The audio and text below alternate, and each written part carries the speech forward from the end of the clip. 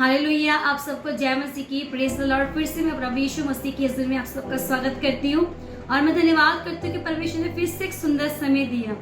आइए हम सीखेंगे परमेश्वर के वचन से कि परमेश्वर का वचन चिंताओं के बारे में क्या कहता है हमसे। आइए हम पढ़ेंगे वचन। पहला पतरस 5:7 में लिखा है, अपनी सारी चिंता उस पर डाल दो क्योंकि उसको तुम्हारा ध्यान है। हालेलुया। परमेश्वर का वचन कहता है कि अपनी सारी चिंता उस यहोवा पे डाल दो क्योंकि उसको मेरा और आपका ध्यान है। लेकिन जब आज के समय में हम देखते हैं, सुबह जब वो उठते हैं तो चिंताओं के बोझ को लेके अपनी लाइफ की सुबह की शुरुआत करते हैं, अपनी चिंताओं के बोझ को लेके अपने सुबह के कदम को बढ़ाते हैं। और जैसे कि हम देखते हैं आज के समय में चिंता करते हैं कि हमारा भविष्य कैसा होगा, हमारे आने वाला कल कैसा होगा। लेकिन माँ बाप जो होते हैं वो ये चिंता करते हैं अपने बच्चों के लिए कि हमारे बच्चों का भविष्य कैसे बनेगा, हमारे बच्चों की शादी कैसे घर में होगी, हमारे बच्चों की जॉब कैसे लगेगी।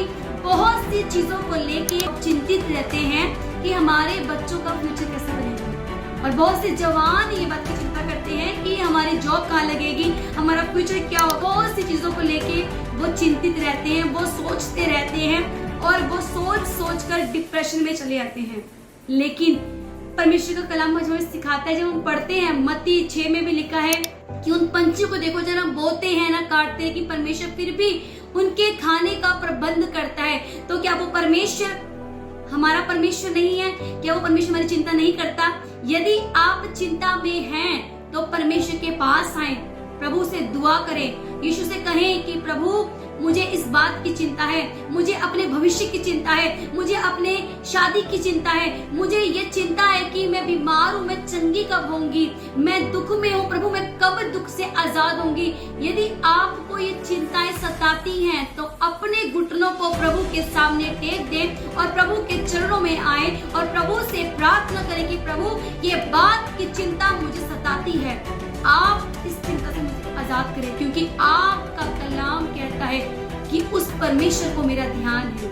यदि आप ऐसा विश्वास करते हैं कि मेरे जो स्वर्गीय परमेश्वर है, वो जो परमेश्वर जो स्वर्ग में बैठा है, वो आपकी चिंता करता है, यदि आप उसे अपना चरवाहा मानते हैं तो वो आपके भविष्य के लिए सोचता है, वो आपके भविष्य की चिंता करता है, वो आपके आने वाले कल के लिए चिंता करता है, वो आपका आने वाला फ्यूचर उत्तम से उत्तम बनाना चाहते हैं।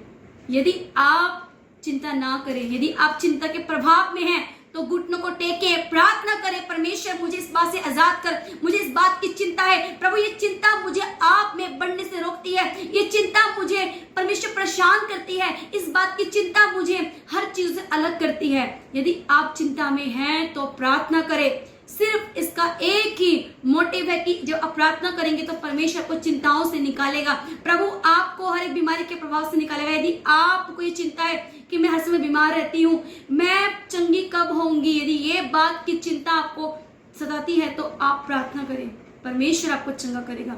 लेकिन हर चीज का एक समय है, अपनी ब्लेसिंग्स को पाने के लिए चिंता ना करें, प्रभु का हर चीज के लिए समय है। वचन में भी सिखाता है कि हर एक बात का समय है। यदि आप उसका समय का इंतजार करते हो तो परमेश्वर आपके भविष्य को अच्छा बनाएगा, परमेश्वर आपके भविष्य को उत्तम करेगा। लेकिन हर बात का एक समय है, प्रभु समय आने पे आपके लिए हर चीज मुहैया करेगा, प्रभु आपकी हर समय आने पे हर चीज आपके लिए करेगा।